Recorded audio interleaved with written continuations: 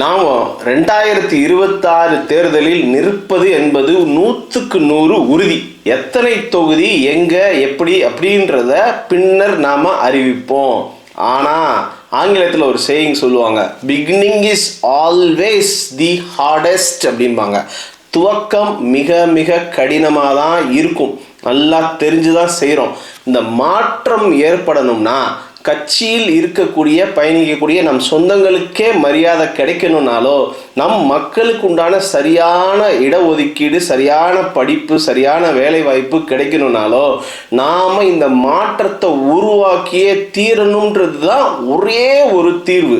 ஆகையினால தயவு கூர்ந்து இந்த 2026 நாம் பயணிக்கக்கூடிய இந்த தேர்தல் அரசியலில் இந்த நாயக்கர்கள், இந்த ரெட்டியார்கள், இந்த தெலுங்கர்கள் நிச்சயமாக மாற்றத்திற்கு ஆதரவாக பயணிக்கணும் அப்படின்றது நம்மளுடைய வேண்டுகோள்.